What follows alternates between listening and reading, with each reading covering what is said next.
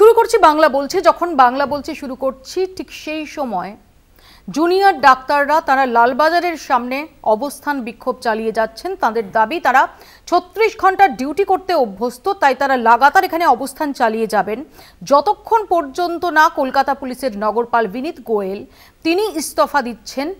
তারা সেখানে অবস্থান চালিয়ে যাবেন এই দাবিতে এই মুহূর্তে চলছে সেখানে বিক্ষোভ অবস্থান। 9 আগস্টের রাতে দুটি অপরাধ হয়, ধর্ষণ এবং খুন। যে অপরাধের নেপথ্যে এখনো পর্যন্ত মাত্র একজন গ্রেফতার, সিভিক ভলান্টিয়ার সঞ্জয় রায়। সঞ্জয় রায় নির্যাতিতাকে যে পৈশাচিক অত্যাচার করে, সেমিনার হলের ভিতর ধর্ষণ করে, ওই পড়ুয়া চিকিৎসককে খুন করে, সঞ্জয় যে ধর্ষণের মতো ঘৃণ্য অপরাধ ঘটিয়েছে সেই ব্যাপারে সিবিআই এর তদন্তকারীরা একরকম নিশ্চিত। প্রমাণ হিসেবে তাদের হাতে রয়েছে ডিএনএ রিপোর্ট, যা কলকাতা টিভিতে আমরা দেখিয়েছি গতদিন। কিন্তু ধন্ধ খুন নিয়ে, খুন কি একা হাতেই করে সঞ্জয়, নাকি সঙ্গে আরও কেউ? কেননা সিবিআই সূত্রের দাবি, পলিগ্রাফ টেস্টে ধৃত সঞ্জয় দাবি করেছে সেমিনার রুমে নাকি নির্যাতিতা আগে থেকে ক্ষতবিক্ষত অবস্থায় পড়েছিলেন। যদিও সিসিটিভির ফুটেজে সেমিনার হলের বাইরে একা সঞ্জয় ছাড়া আর কাউকেই দেখা যায়নি। তাহলে কি সিসিটিভির ফুটেজ মুছে দেওয়া হয়েছে? একমাত্র বোঝা যাবে ফরেন্সিক রিপোর্টে। আবার এটাও ঠিক, সিসিটিভির ফুটেজ সময় ধরে ধরে সংরক্ষিত থাকে, মাঝখান থেকে যদি মুছে দেওয়া হয় তদন্তকারীদের কাছে তা সহজেই ধরা পড়ে যাবে। জরুরি বিভাগের 4 তলায় বারবার পৌঁছে ম্যাপ খতিয়ে দেখে নিশ্চিত হতে চাইছে সিবিআই। 4 তলার লিফট থেকে নামার পর সেমিনার হলে পৌঁছতে অনেকগুলো বিভাগ পেরোতে হয়, অনেকের নজরদারি এড়িয়ে তবেই ওই সেমিনার হলে পৌঁছানো সম্ভব। তাহলে কি সঞ্জয় আগে থেকেই জানতেন তার যাতায়াত ছিল ওই জায়গায়? না হলে কিভাবে পৌঁছলেন সঞ্জয়? এই প্রশ্নেরই তল খুঁজতে চাইছেন তদন্তকারীরা।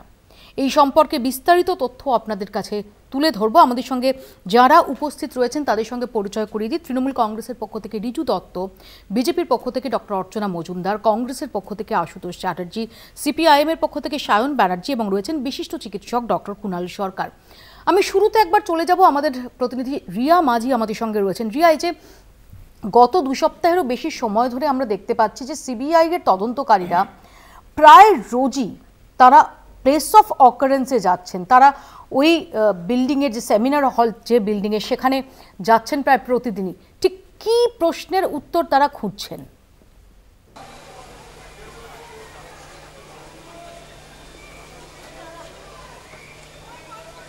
একদমই মৌপিয়াদি, আমরা দেখেছি যে 13 তারিখে এই তদন্ত ভার পায় সিবিআই এবং 14 তারিখ থেকে আমরা দেখলাম যে দিল্লি থেকে একটি বড় টিম, সিবিআই এর স্পেশাল ক্রাইম ব্রাঞ্চের টিম, তারা একদম সুদূর দিল্লি থেকে হেডকোয়ার্টার থেকে তারা উড়ে এলেন এবং একদম যেটা দেখা যায় যে এয়ারপোর্ট থেকে তারা সিজিও কমপ্লেক্সে এলেন এবং কিছুক্ষণ সময় কাটিয়ে ডিরেক্ট একদম আরজি করে এলেন এবং আরজি করের প্লেস অফ অকারেন্স সেই দুধে গোয়েন্দারা তারা খতিয়ে দেখলেন। এবং আমার ক্যামেরা পার্সনকে বলবো, আমি আসার আগে তোমাকে একবার এই চিত্রটা একটু দেখাতে, যে ম্যাপের কথা আমরা বলছি সেই ম্যাপটা আমি একবার দেখাতে বলবো আমার ক্যামেরা পার্সনকে, যে এই 3rd ফ্লোরের যে ম্যাপটা তুমি দেখতে পাচ্ছ বা আমাদের দর্শকরা দেখতে পাচ্ছে, এই যে ম্যাপ, এই ম্যাপটা কিন্তু বারংবার খতিয়ে দেখছে। কারণ আমি জানিয়ে রাখবো যে এই যে 11th ফ্লোর, যে খবর আমরা আগেও করেছিলাম এবং যেখানে আমরা বারবার বলেছি যে 11th যে লিফট নাম্বার 11 নম্বর যে লিফট, সেই লিফট দিয়ে উঠেছিল এই সঞ্জয় রায় এবং সেই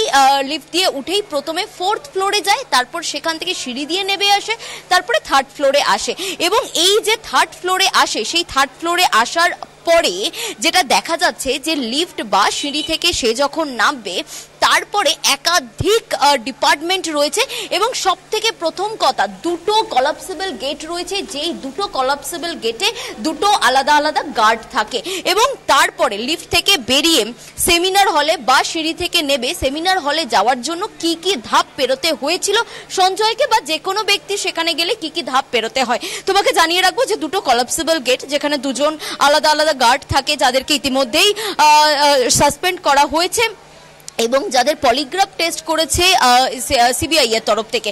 এবং তারপরেই যেটা দেখা যাচ্ছে যে বঙ্কোস্কোপি রুম আছে, আইসিইউ রয়েছে, মেল ফিমেল ওয়ার্ড রয়েছে, চেস্ট এমার্জেন্সি রয়েছে, নার্সিং টেবিল যেটা কিনা ওপেন এরিয়াতে রয়েছে, এবং তারপরে রয়েছে স্লিপ স্টাডি রুম রয়েছে, তারপরে রয়েছে সেমিনার হল।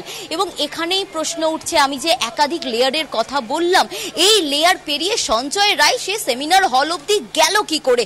তাহলে কারোর চোখে পড়লো না সেমিনার হলে যখন সে যাচ্ছিল? কারোর চোখে পড়লো না? এই বিষয়টাই কিন্তু বারংবার এই প্রশ্নের উত্তর পেতে চাইছে সিবিআই কর্তারা। কারণ একদিকে যেমন ডিএনএ রিপোর্ট তাদের হাতে রয়েছে এবং সেই টেস্ট রিপোর্ট থেকে কার্যত পরিষ্কার যে তার উপর যে অত্যাচার হয়েছিল, শারীরিক যে অত্যাচার হয়েছিল বা যে ধর্ষণের কথা বলা হচ্ছে, সেই ঘটনা ঘটিয়েছে সঞ্জয় রায়, সেটা কার্যত পরিষ্কার। কিন্তু এই যে ব্রুটালি মার্ডার, তার পেছনে কি অন্য কারোর হাত রয়েছে? অর্থাৎ যে কনস্পিরেসি কারোর রয়েছে, এই বিষয়টাই মূলত সিবিআই জানতে চাইছে। এবং সেই কারণের জন্য আমি একদম তদন্তকারীরা তারা আরজিকর হাসপাতালে। রিয়া, এবং এর পাশাপাশি রিয়া তোমার কাছে একটু জানার চেষ্টা করব, তুমি যেখানে রয়েছো এই মুহূর্তে, লালবাজার অভিযানের এসে জুনিয়র ডাক্তাররা তারা এই মুহূর্তে বিক্ষোভ অবস্থান করছেন, তারা ঠিক কি দাবি করছেন, কি বলছেন তারা?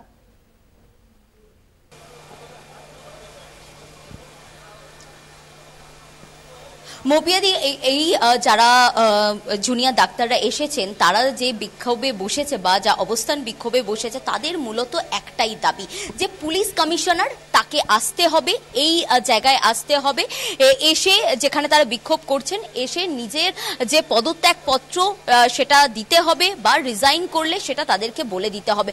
মোট কথা হচ্ছে অবিলম্বে কলকাতার পুলিশ কমিশনার বিনীত গোয়েলকে রিজাইন করতে হবে, এবং যতক্ষণ না তিনি রিজাইন করবেন তারা এইভাবেই বিক্ষোভে অনড় থাকবে বলে এমনটাই কিন্তু তারা জানাচ্ছে। এবং তারা এটাও জানাচ্ছে যে 36 ঘন্টা করে তারা ডিউটি করেন, তারা এখানে 24 ঘন্টা 48 ঘন্টা বসে থাকতেই পারে, তাদের কোনো রকম সমস্যা হবে না, কিন্তু বিনীত গোয়েল তাকে অবিলম্বে রিজাইন করতে হবে। যতক্ষণ না তিনি রিজাইন করছেন, মূলত এই দাবি নিয়েই তারা আজকে কলেজ স্কোয়ার থেকে মিছিল শুরু করেছিল এবং সেই দাবিতে তারা এখনো অনড় রয়েছে। তবে যারা এখানে সিনিয়র অফিসিয়ালসরা রয়েছে তারা স্পষ্টত জানিয়ে দিয়েছে যে তারা কোনোভাবেই এখান থেকে আর এগোতে পারবে না, এবং পুলিশের তরফ থেকে অর্থাৎ ইন্দিরা মুখোপাধ্যায় ডিসি সেন্ট্রাল তিনি একদম অন ক্যামেরা জানিয়েছেন যে প্রথমে সকালবেলা একটা 20 জনের তালিকা দেওয়া হয়েছিল ডাক্তারদের তরফ থেকে, যে এই প্রতিনিধি দল তারা লালবাজারে গিয়ে কথা বলবে, এবং পুলিশ এটাকে অ্যাকসেপ্ট করেছিল।